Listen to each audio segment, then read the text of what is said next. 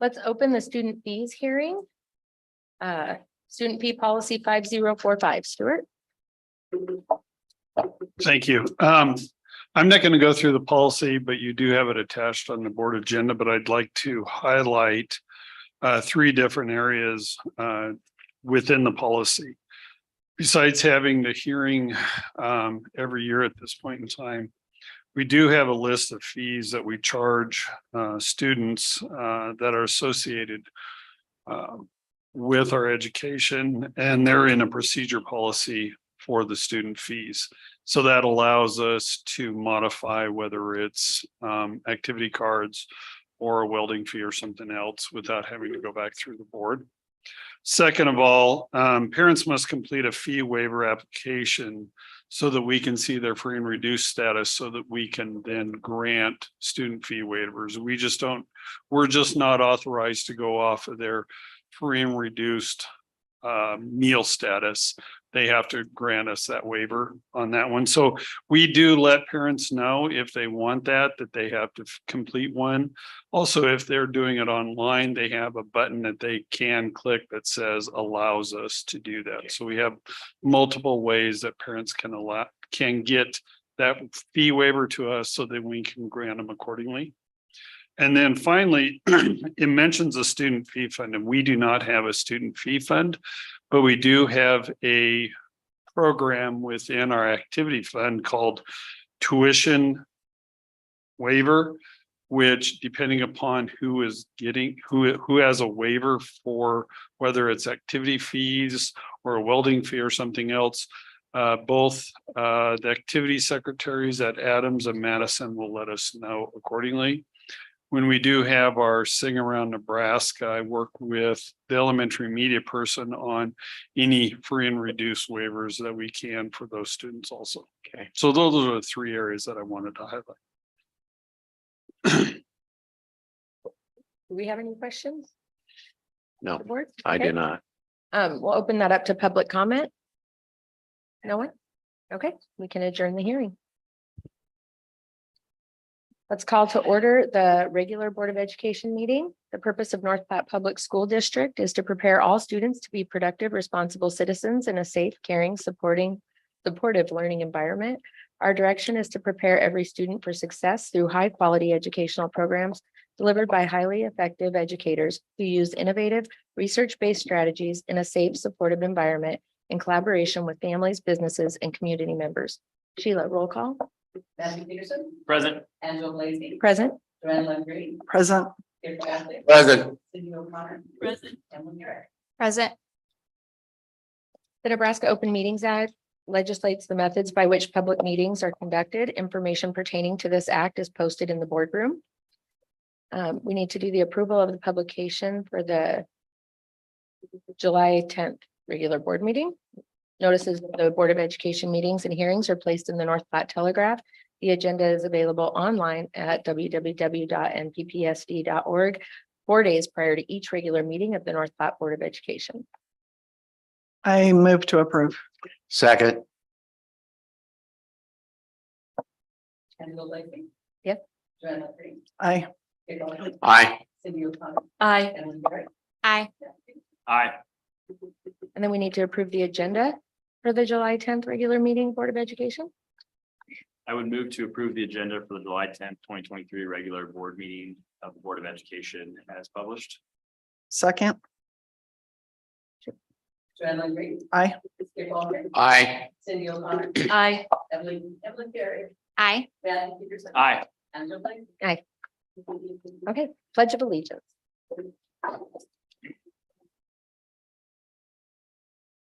Allegiance to the flag of the United States of America and to the republic for which it stands, one nation, under God, indivisible, with liberty and justice for all.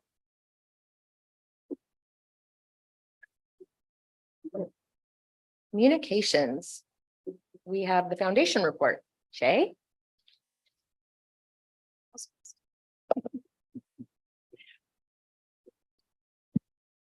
Good evening. I'll move this a little bit closer. All right, so I will start with our reaching one classroom at a time. As you guys know, that was very successful last year. We were able to give out over $13,000 in reach grants between the foundation funds and Fat Dogs. And that took place over 18 weeks. And we're excited to announce that Fat Dogs is partnering with us again to be able to bring this to our teachers next year. So we're really excited about that. Our business partnerships, we're consistently developing those for various things like District Employee of the Month. Thank you, Dr. Rhodes, for coming to our strategic planning meeting last month. I don't know why we thought we would do that in the month of June, but we did it. We got through it and we did fine. We really look forward to working with the district to put together the next 5-year plan. As a board chair, I do appreciate the insight and how much it makes life easier when the foundation and district are aligned strategically and we kind of know what's going on with each other. So that was very helpful. So thank you very much for attending that meeting. We have a really big weekend coming up at the end of this month. We are going to kick it off. It's our weekend for Bulldog education. We're going to begin it with the Evening of Excellence. Hollywood Nights is the theme. So if you're planning on attending, I hope you have whatever you may conjure up when you hear the words Hollywood Nights. So dress appropriately for that. That will be July 28th at venue 304. You can purchase your tickets online at nppsf.org. And that is raising money for scholarships and the foundation's programs. I believe you all received an invite in the mail. Hopefully you got that. And then the next day is our 3rd annual Bulldog Golf Classic. That will be July 29th at Lake Maloney Golf Club. It'll be a 9:30 a.m. tee time. And that raises funds with our booster club and our dual credit scholarships.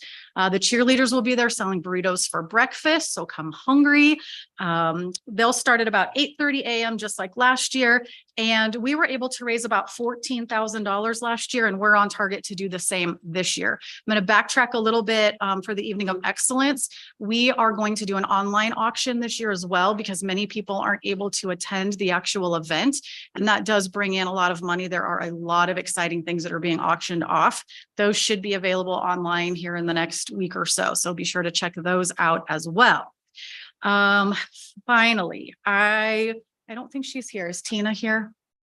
No, I want to thank her, even though she's not here. You guys can pass that along.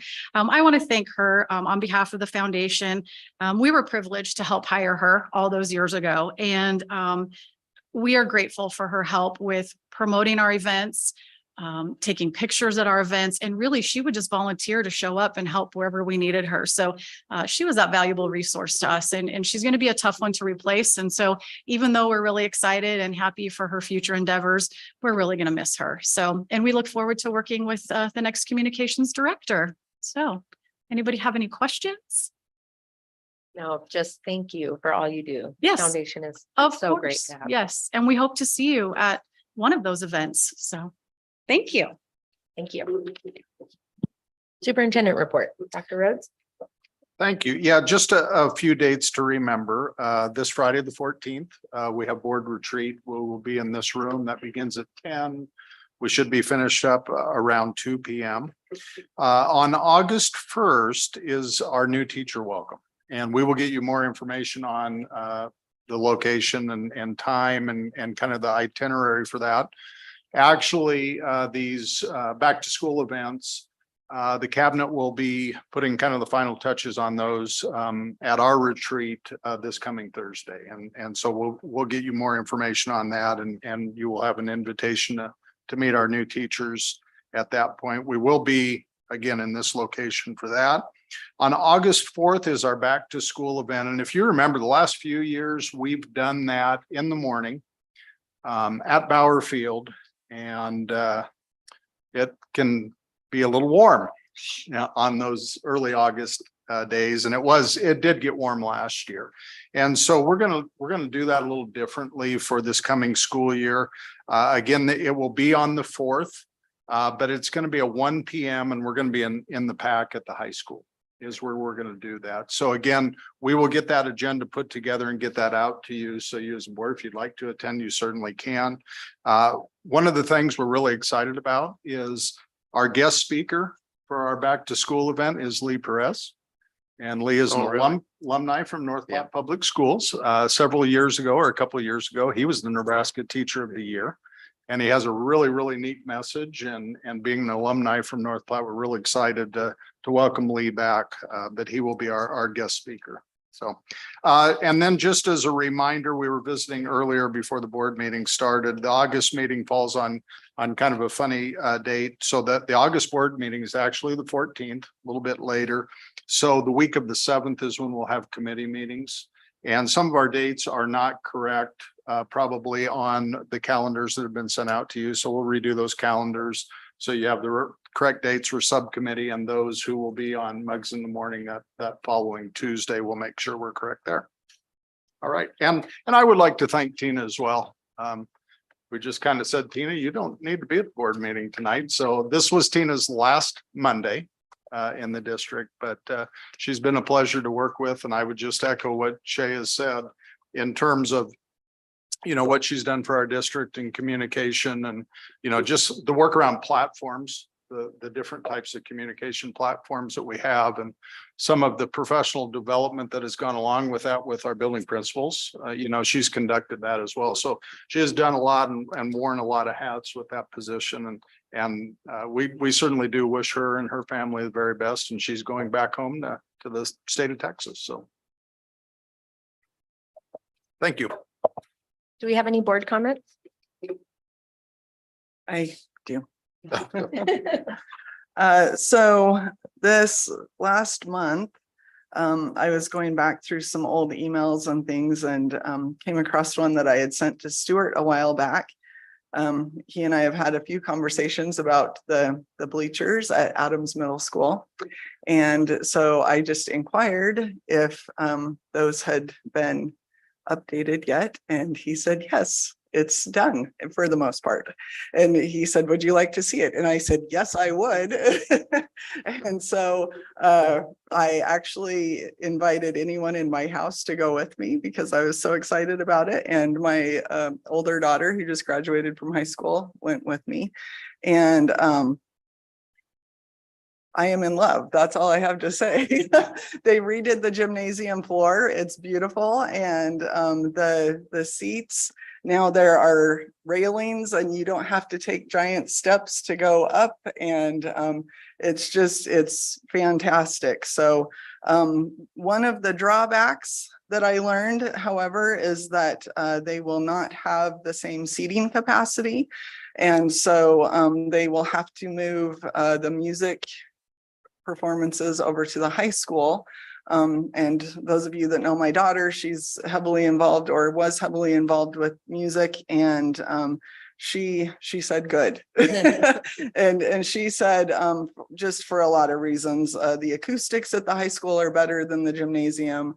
And so the students will have a better experience and their parents will have a better experience. The seating capacity, of course, you know, is larger at the high school. So anyway, if you get a chance to see the new bleachers and the new gym floor over at Adams Middle School, highly recommend it. And then also while I was there, Mr. Ayers mentioned how appreciative they were of the air conditioning. Because apparently in the summertime it has gotten quite toasty. And so they were really appreciative that we had that approved and that they were able to enjoy it this summer, although it's been a lot cooler, but you know, so until today.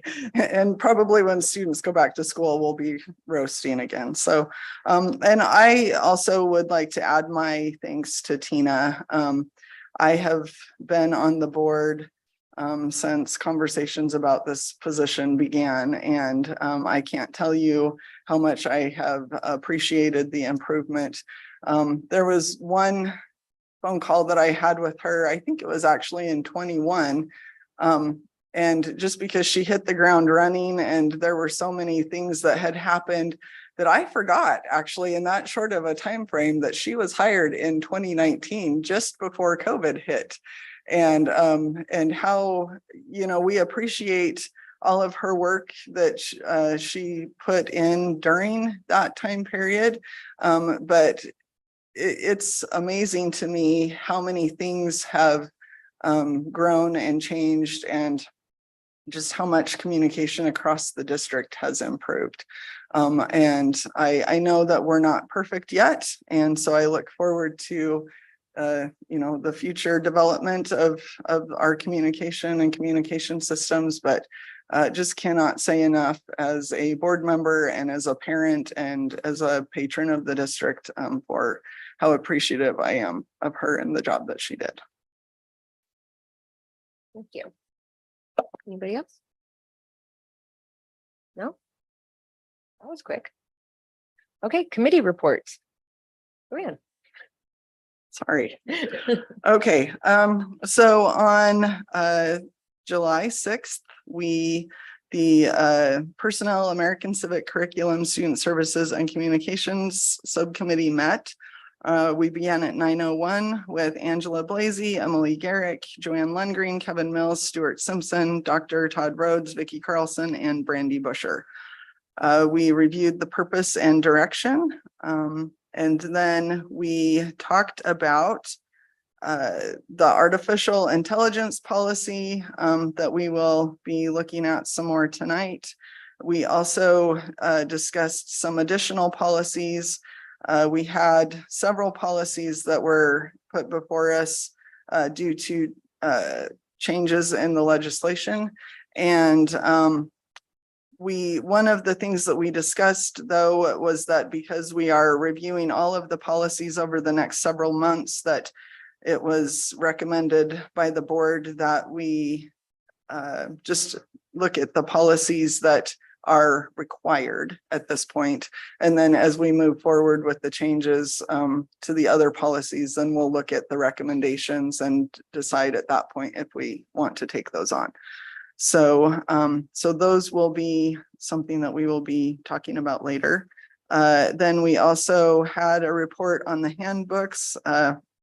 Brandy Busher and Mr. Kevin Mills, Mrs. Busher reported on the student handbook changes, and she'll be talking about that a little bit more with us tonight. And Mr. Mills presented the changes to the employee handbook.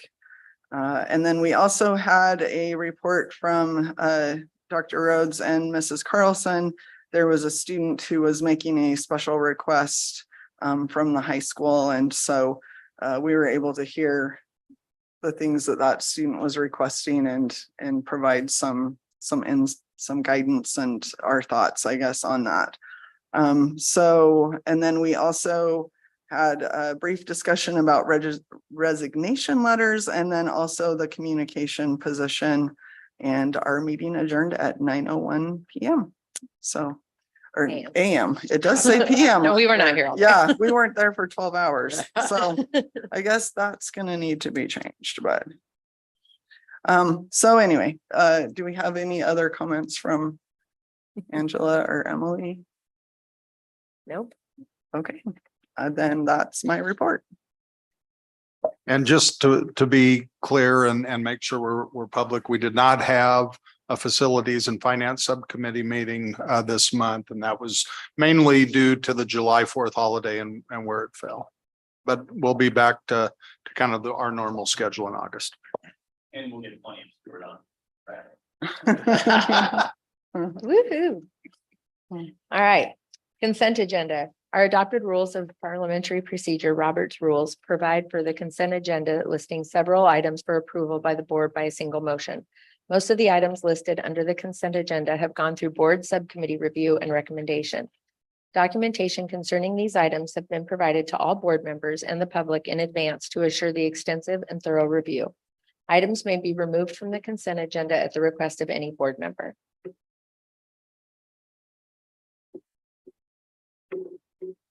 I move that we accept the consent agenda. I'll second.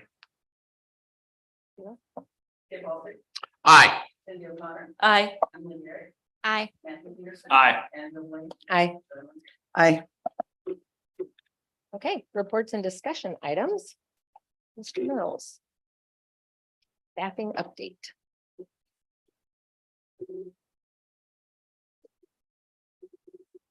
We're flying through this meeting. You are. Don't get too comfy. I was paying attention too. Good evening, everyone.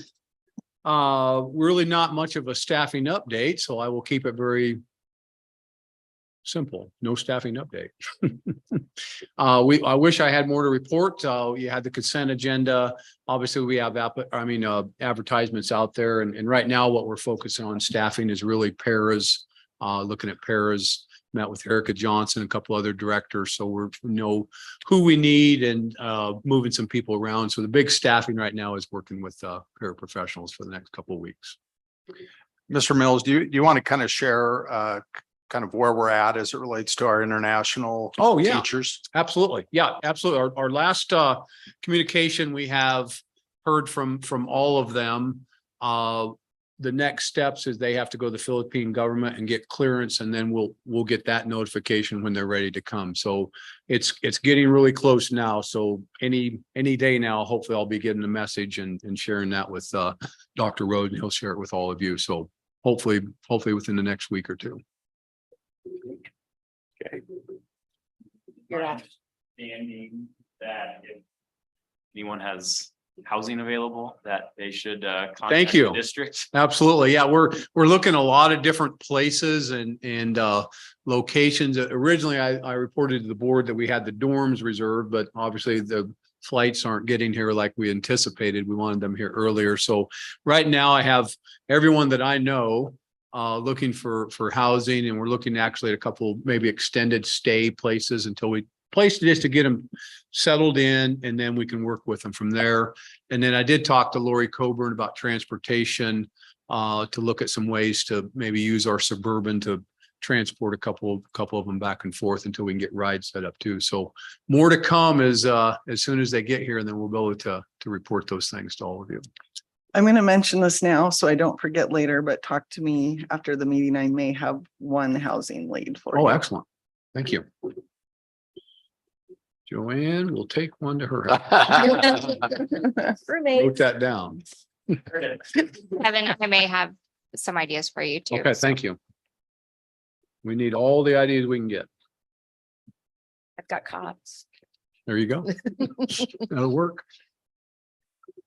Any other questions, comments, concerns?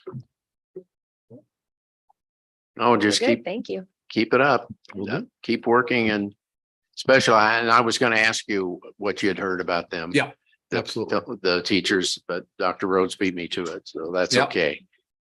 Perfect. Thank you. Okay, thank you. I'll just leave this here. Monthly financial and budget report. Stuart? I won't be succinct like Kevin, so we just put it out there. First of all, I want to let you know, and obviously we haven't seen it in June, but the enrollment information will not come forward until the end of September when we submit our preliminary beginning of the year student numbers. But I do want to say I appreciate the board looking at that, because that's why we're here, and it's not about the numbers, it's about the students. So when we think about that, that's why it's always at the front. So hopefully I can get that enrollment numbers coming back here in the next couple of months. So that's the first one. Second of all, going through it, if you look on the page right here, and do I need to? We'll just do hang on here. There. Better? better. First of all, I just want to let you know, the bond, Lake Maloney bond is paid off, as everybody knows that. But within the bond fund, we have 27,935 left from extra property taxes that were collected. And it's just really going to sit there at this point in time until future discussion occurs in regards to if there ever is a discussion on bonds. So I just want to let you know about that one.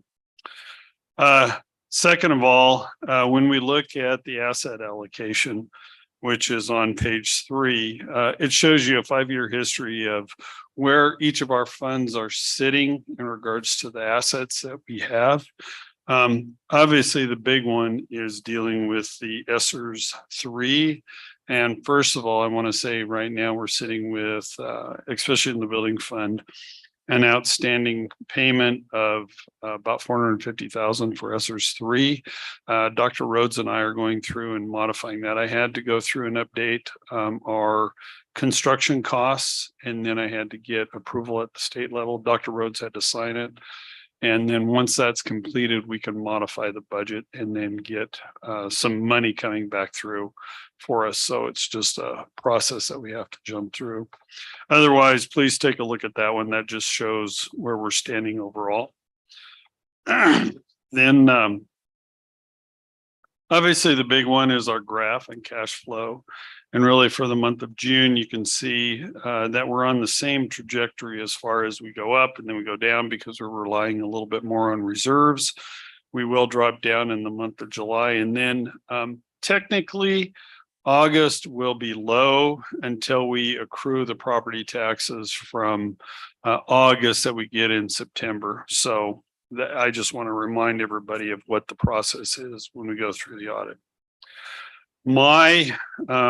This is just geeking a little bit, but income statement for me, I look at it from the standpoint of where we are as far as the revenue coming in and the expenditures going out on a summary basis for the school district. I think I want to mention though, property taxes, obviously you can see on that one is we still are due about 11.4 million, with that'll start slowly but surely coming in over the next 3 months. And then a little bit more because it is on a calendar year, not a fiscal year for a school district.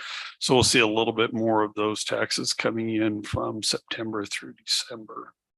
The one thing though, as you look at some of the federal grants that we have from IDEA to ESSA, Carl Perkins, we always have a cash flow issue on grants of about $1 million. And a lot of it just has to do with timing of NDE going through, reviewing the claims and getting the funds back to us on a timely basis. So I just wanted to let you know about that one. And then finally, this is sort of my information that I drive for my graphs that you have. And you can see the collection of property taxes over the last 5 years, which it has grown in correlation with our valuation in North Platte. As well as you can see some of our grants are not where they should be in comparison to previous years, which is also relative to trying to get the money coming in as quickly as we can. And then finally, you can look at the remaining sheets within the financial report, because those either show some graphs or charts that you can look at, as well as the depreciation, the school nutrition fund, and the building fund. So questions about that? We will talk a little bit more on Friday, but in regards to at least the budget of expenditure hearing, right now we're tentatively planning for it on Monday, August 28th. But that's contingent upon getting the certified valuations in on August 20th, being able to turn around and get the documents down to the paper so that we can publish it and be ready to go for a hearing for the district on the expenditure side. And then we'll know more about it after that in regards to the joint public hearing. And then finally, I want to update you a little bit in regards to McDonald construction. And we're going to, let me put this on full screen mode. Oh, no, I don't like that. Read more. I have it typed out from my view of what I went through at McDonald today. Now, I just want to let you know that every day I go over there about 3:30, take about 45 minutes or so and walk through the building, looking at where they stand and what's going on. And so want to let you know, number one, the 3 classrooms that are on the north side are clean, ready for furniture. Ceiling tile will be installed and windows will be installed, but basically everything's ready to go in those 3 classrooms. There's a northeast classroom that we still have some grid work to get taken care of and then get in there with a cleaning crew. But for the most part, then we can say that classroom's done. The 2 east classrooms and 4 south classrooms will probably be cleaned within this week and will be ready for furniture, ceiling padding and windows. And we won't install windows. And when I say windows, we have the frames in, but we won't get the glass in until we can get back in there and it's free of debris or anything else. Stuart's little project, but I can't say enough about how much this will make a difference for our staff and our students. But the vestibules that were installed by TK Welding over this last weekend, the cement was poured for the entrance. We'll then get the cement poured for the doorway and the sidewalk leading up to that. But trying to move my thing around.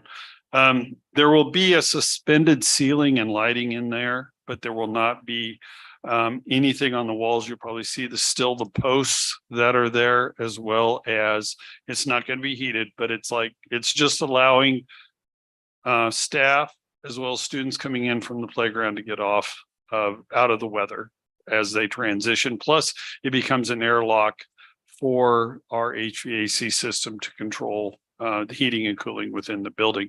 But if you'll notice and drive by there and take a look, but you can see the facade that was pulled down from the old entrance, and they were able to move it out to the front. So it actually ties in really well all the way around the building.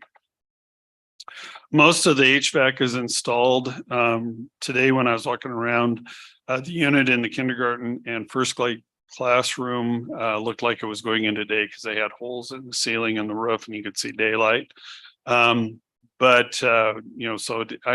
they're getting close for everything to be installed. Pava Electric has most of the lights in the classrooms. Obviously, the ones that are completed are working, and then a few remaining ones on the south side, and then they'll more focused on lighting and other electrical work into the inner area, which is the library and the sped room, and then one classroom. The masons are closing up the openings from the old boiler system that were mostly on the east side of the building, so that we can get those taken care of and close up the building. And then, as I said, window glass will be installed when we're occupancy, but I do want to let you know that the doors will not be installed until the 27th of July, only because of production and getting them in. Along with that, we are very concerned about MAPES panels, which right there, that's a MAPES panel on the bottom of that door. And in that, nothing to do with anything other than production at the company level, trying to get those shipped out to Larry's Glass to be installed. So that will be somewhat, either we'll have some paneling in there or something to control that, but that will be the last piece that we're really trying to figure out. Otherwise, we have been talking about the committee meetings coming up in August, and I really want to put the finance committee on August 3rd. It's a week early, but if I do August 3rd, number one, it's right before teachers return. I know teachers will be wanting to get in the classrooms, and I'm not doubting that, but it's before teachers return. So that can give you an idea right before everything is going on, so you can walk through the building and see what we've done and just really get a sense of what happened at McDonald. Because I will look at, obviously Cindy, Skip and Matt went through McDonald in March when we had a little bit of cold weather and got a sense, but then along the same lines, Matt and Joanne and then Ivan went through it back in October and really got a better sense of, what was it like at the start of the year.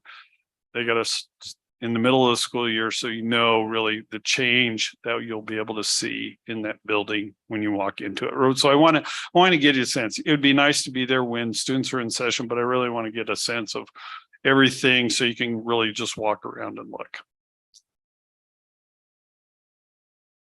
Thank you, Stuart. The review for adoption policy of the 6038 artificial intelligence. So this is a first reading this evening on a brand new policy. This is not a required policy. This is a recommended policy from KSB. We have throughout the course of this last school year have heard from some teachers at the high school level not knowing quite what to do as it relates to artificial intelligence and some assignments that were given to students. So I'm going to do a read through on this.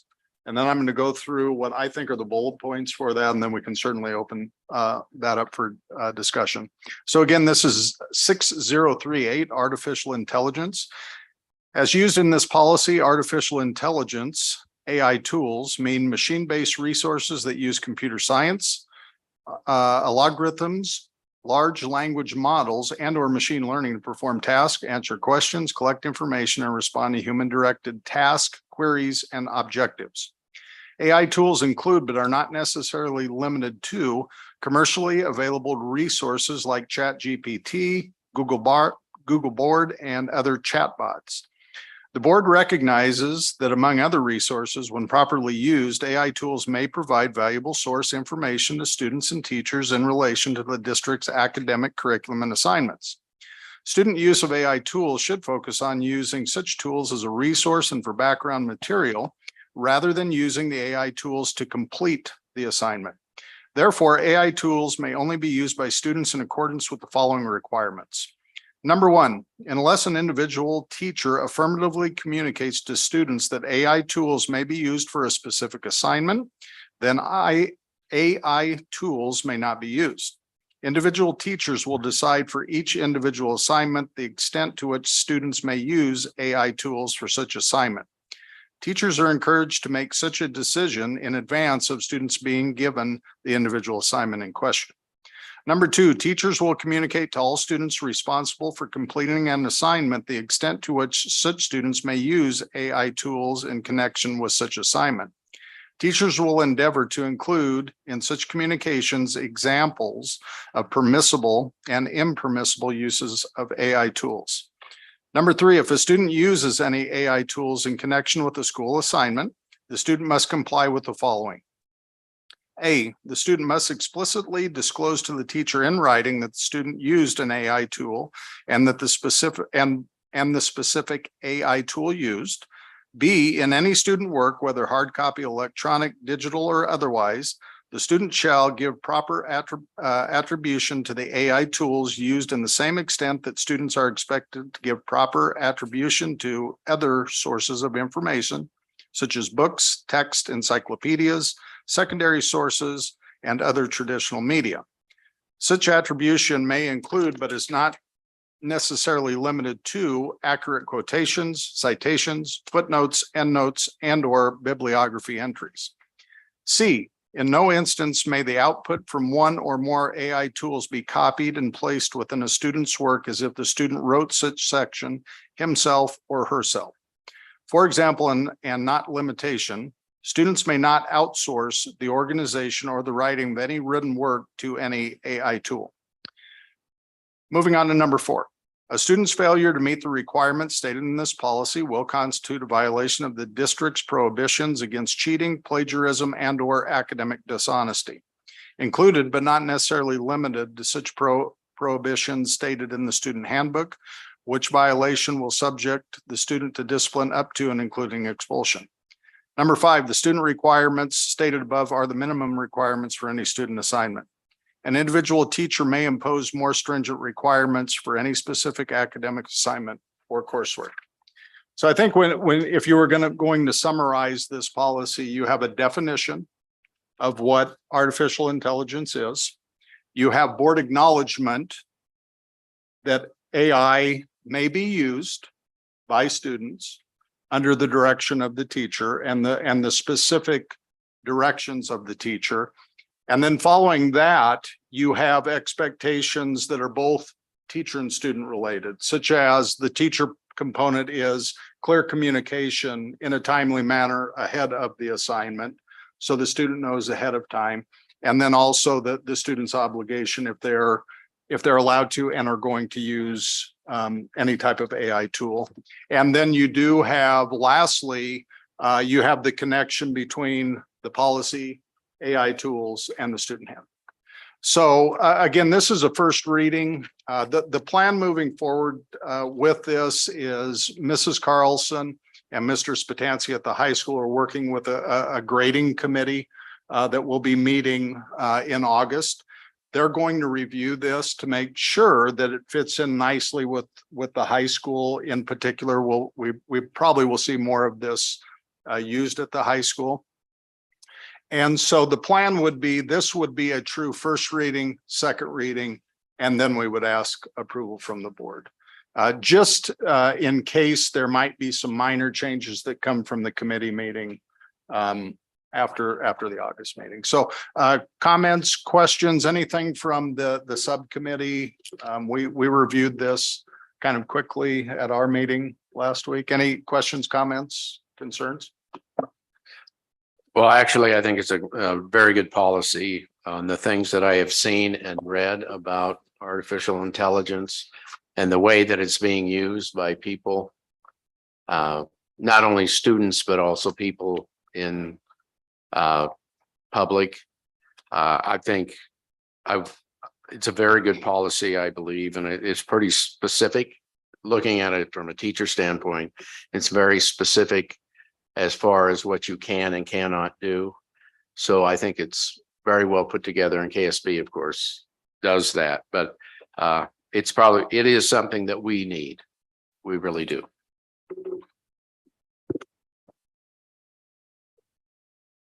Yeah, I agree. It's out there and I think it's great to confront it head on. So. Yeah.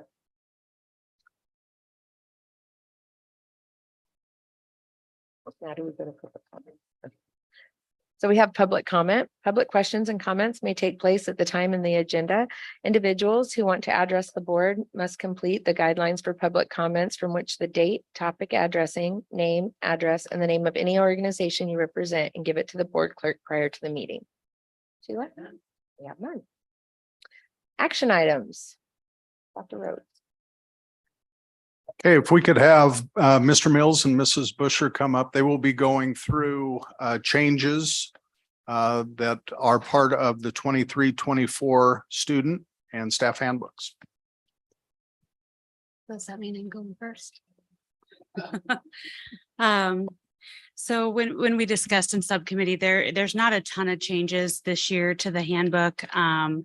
In speaking with KSB, they anticipate a lot of changes with Title IX that could occur mid-year, maybe January, February. So that would definitely change. And then there is some legislation around dress code that does not come into effect until next year. So they recommended we not touch much of that until we get recommendations next year on how to proceed with that. So the real changes are I always send it to our principals. I always ask them, I remind them throughout the year to take notes if there's something that's in there that doesn't seem to work, or if there's something they feel like we need to add, for them to please advocate for that. So we did make a few changes.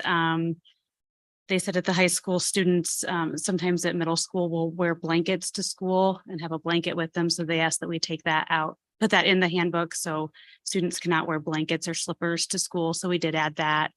And then they did ask that we take out of the dress code wearing hats at activities. So outside of school activities, so football games, basketball games, they felt like that's really hard for them to enforce if the students were going to have at a sporting event. So we did remove that per their request. The other changes were in line with policy, and Joanne did a good job because when KSB sends me their updated handbook, it's like 130 pages, and we obviously don't use every single detail of that. So I did miss in there the new policy around suspension of kindergarten through second grade students. So that will be added in there. It was kind of tucked in with some of the suspension expulsion stuff, but that will be added to the handbook for next year. And I appreciate some of you have sent some edits, and it's a huge document. I miss typos and all that. So I appreciate what you send, and we'll get it all corrected and get it published online shortly.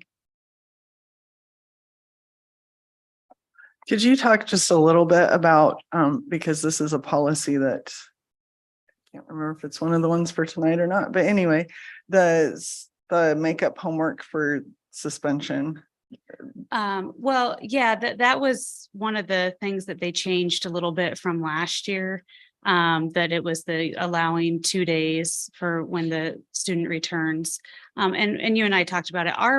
I feel as though for a suspension, or really for any absence, our principals are pretty good about working with students to make sure that they're getting that done. But one of the things we talked about is if it's a long-term suspension, we're getting those students the work during their suspension. So we're not holding on to work and then when they return, giving them 10 days of schoolwork and expecting them to get that done. So that's always something that happens throughout a long-term suspension, as work is being given throughout the course of that time.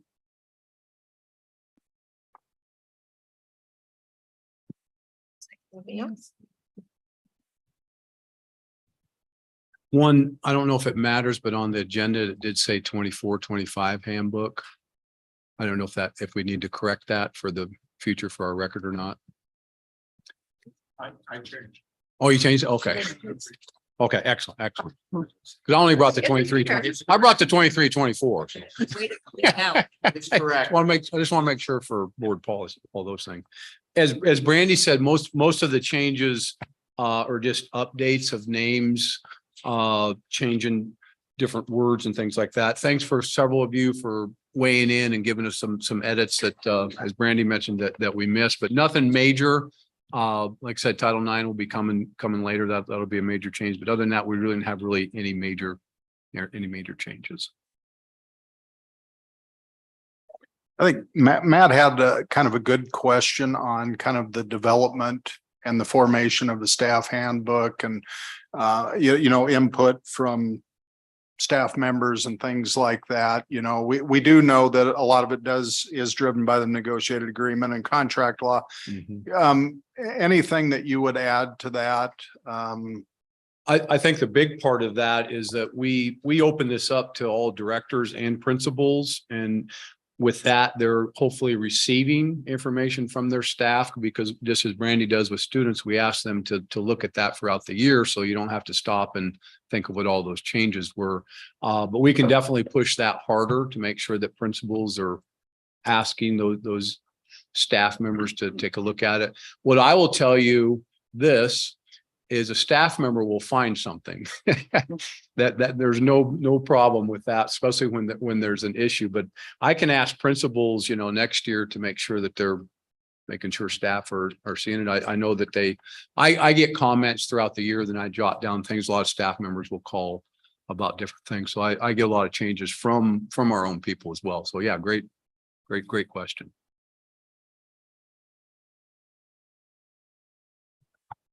Anything else? Well, thank you both. I know this is probably not your favorite part of your job description, but I know it's a lot of work, but we appreciate you guys looking over this every year and bringing it before the board. Absolutely. Okay. We get a motion. I would move to approve the staff handbook and student handbook as presented. Second. Sheila? Cindy O'Connor. Yes. Paul Garrett. Aye. Anna Peterson. Aye. Angela Lacy. Aye. Carolyn Reed. Aye. Aye. Okay. Revised policy. So there are 9 policies up for approval as revised. Majority of these policies, first of all of these policies, these are requirements that the board needs to approve these revisions. And most of these came from LB 705. If you remember, that was a standalone bill, and then it got added in 25, 26 different bills got Christmas treed into that. So what we've listed on the Spark data are the red line versions. And Matt brought up a good point earlier. You will notice that since these are the template board policies from KSB, you will notice that they still, some of them, a few of them have yellow highlights of options that you could choose. When you adopted these policies initially, you adopted a policy and an option with that. So it's just the red line is the only thing that we're going to talk about tonight in terms of revision. So I'm going to do a little synopsis on each one of those. Again, they're on Spark data. They are out for public consumption, and we'll just kind of work our way through these a little bit.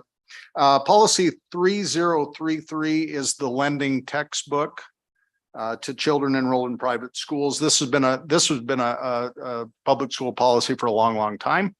There are date changes within this policy. This actually will be a policy that sunsets on July 1st of 2024, and you will no longer have this as a policy. So what KSB did is they made this policy active on June 30th of 2023, and then it will shift to the role of the Department of Education to loan those books out. So they're taking that off the shoulders of the public schools. So the revisions with 3033 are simply date changes.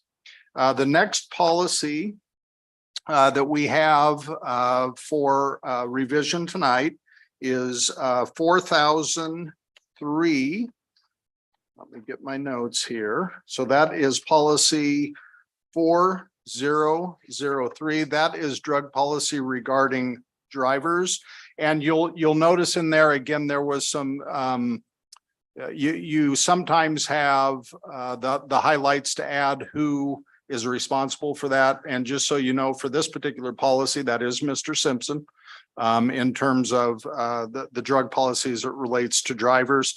The only change in this is when you get to the medical review officer portion, that's kind of towards the bottom of the policy. Initially, KSB had that as medical resource officer, and just to shore up and make it consistent throughout the policy.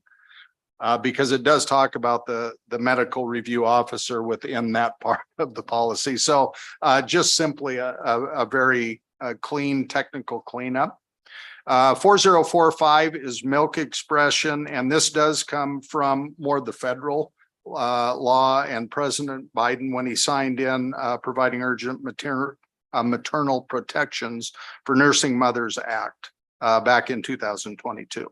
So it basically expands the protections of salaried employees within your district as it relates to milk expression, and that we can at any time that employee may be allowed to use a space other than a restroom for milk expression. So it tied in policy with the changes within federal law as of the end of 2022.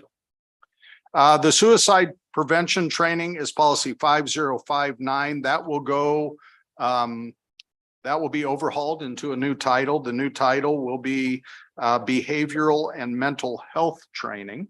So it will take on a new title. If you remember, this was a Senator Merman bill. Initially, in fact, I think it was the initial 705 was this particular bill.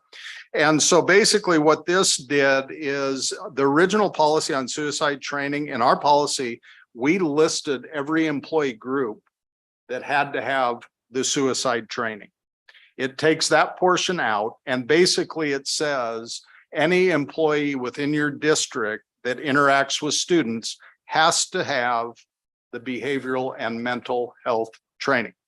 Brandy did check with NDE because they have changed their trainings, their approved trainings, to make sure that is applicable with this new policy. And the training we utilize is one that is sponsored by NDE. So we don't have to change anything with training or anything along those lines. So just kind of brings in a little bit different type of training. So that actually we'll put that into effect right away after this evening's meeting, obviously, and we'll get those trainings set up for our staff. Option enrollment is 5004. There were some fairly significant changes to this particular policy. And it made 3 different changes. It put specifically special education capacity into this policy. Special education was never specified in the original option enrollment policy. And then if the school board wishes to declare a program, class, or school unavailable for the following school year, you must pass a resolution. The board must pass a resolution specifying specifically the school, the class, or whatever that is closed. And then the third part of it is that we are to provide information to the school board on capacities across the district, both building and program wise. And that's something, quite honestly, that school districts have done for a long time. We really haven't done that because, quite honestly, we haven't had capacity issues. But I think that is going to be something that is going to be really, really good for us to do in the future with the potential growing enrollment that we're going to have. So that's an annual. Just another note on that. There is a date attached to that too. As far as October 15th. Yes. So if you were going to close something down for that, for the next year, the resolution would have to be passed prior to October 15th. Yep. Good call. Thank you for catching that. Okay. Student discipline is 5035. This one certainly had the most changes, most revisions to it. A lot of these did come from Senator McKinney. And some of the changes with dress code that NDE are working on for next school year are part of the McKinney package as well.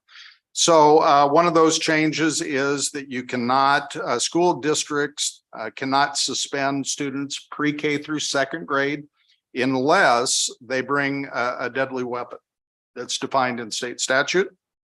That was something that was pushed really, really hard by Senator McKinney. The completion of missed work is now in the student discipline policy. And then there were some changes in terms of duration, times, and days as it related to notification of suspensions and expulsions to parents. For instance, short-term suspensions, initially, the principal needed to contact the parents within 24 hours or such time that was reasonable. It now specifies that the reasonable amount of time is an additional 48 hours. So my assumption is that took into account the weekend is most likely the reason they did the 48 hours. Post-expulsion requirements, there were some pretty specifics in there on the reinstatement of the student back into the school or into the classroom as well. We talked a little bit about that in terms of, making sure that the homework was kind of ahead of time. And as Mrs. Busher said, from clear back my time at Adams and at the high school, I think our practice has always been when a student is not with us for any amount of time is we're getting those assignments and homework to them. I mean, right away. We're not waiting, for the end of the suspension or the expulsion or what have you. Hearing examiner, this was kind of a big change. So in the past, on long-term suspensions, expulsions, according to due process law, students and parents are accorded the right for a student hearing. And generally, what had always been done is the district or superintendent or their designee had chosen who the hearing officer would be. That is no longer the case. We provide names of hearing officers to the parents. They have to, a majority of those names have to be someone that is not employed by the district. And then the parent will choose the hearing officer that they want to have for that hearing. So that's a pretty significant change, and probably the right change, quite honestly, to make sure the parents feel good about whoever that hearing officer is. Those are kind of the major changes with that. And as Mrs. Busher said, we're going to see some more changes with student discipline as it relates to the dress code. You know, probably, I don't know when NDE will get to that for sure. I'm hoping by January or February, we'll kind of know where they may be on. Okay, the next policy is the student fees policy is 5045. As Mr. Simpson said, in our particular case, our policy does not list out the actual fee for each fee that we assess to students.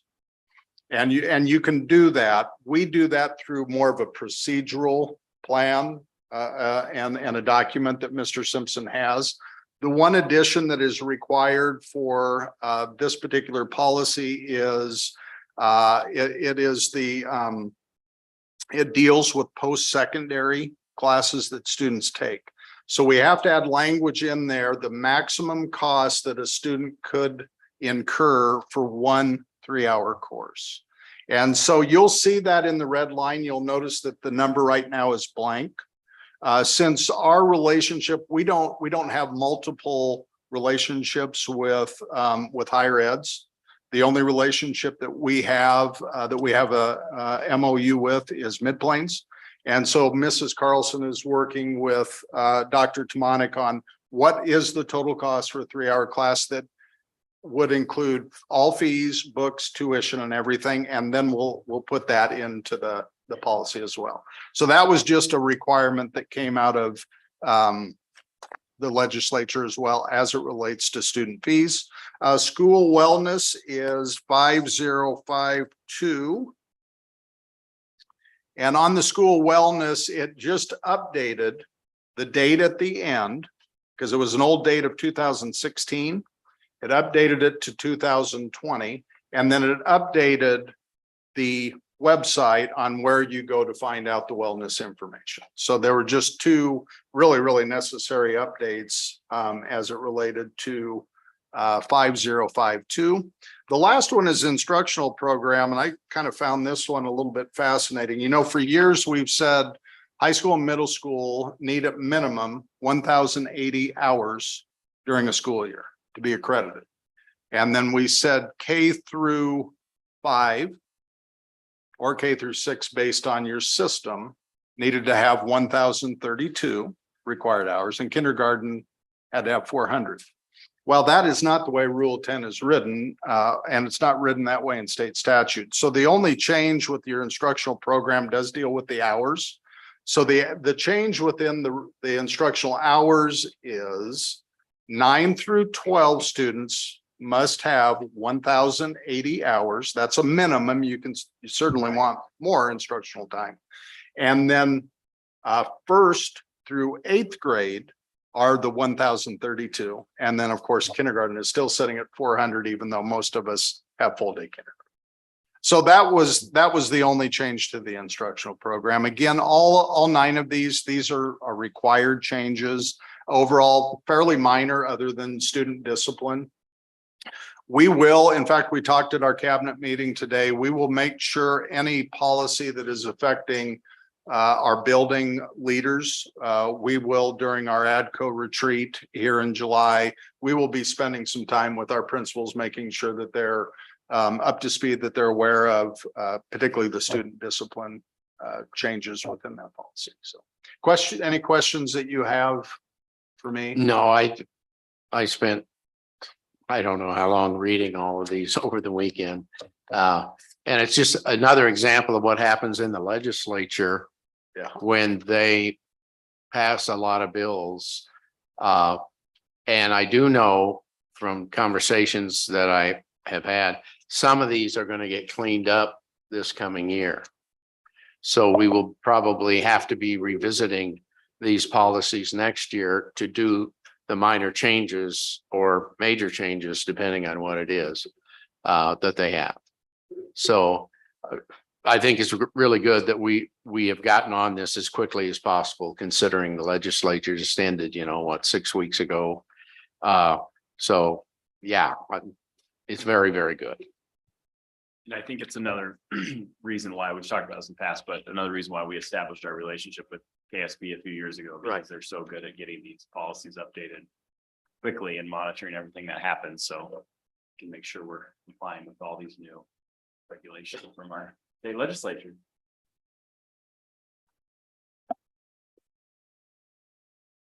Get a motion? I would move to approve the policy 3033, 4003, 4045, 4059, 5004, 5035, 5045, 5052, and 6003 as presented. Second. You got them all. Good job. Very good, Matt. Sheila? Kelly Garrett. Aye. Dan Peterson. Aye. Angela White. Aye. Joanne Green. Aye. Kip Alden. Aye. Aye. Okay, we have our future board calendar. We have the area membership meeting here in North Platte on August 29th. Hopefully we can all make it to The that. day after the budget hearing, Stuart. Yeah. Hopefully. the budget meeting.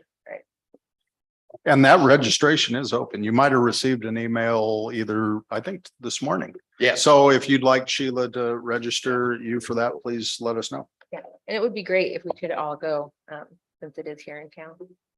Then we have the Labor Relations Conference in October and the State Education Conference in November, which is in Omaha. And I get a motion to adjourn. I move to adjourn at 6:36. Second, please. Second. Sheila? Dan Peterson. Aye. Angela White. Aye. Joanne Green. Aye. Kip Alden. Aye. Cindy O'Connor. Aye. Kelly Garrett. Aye. Everybody would have got it just.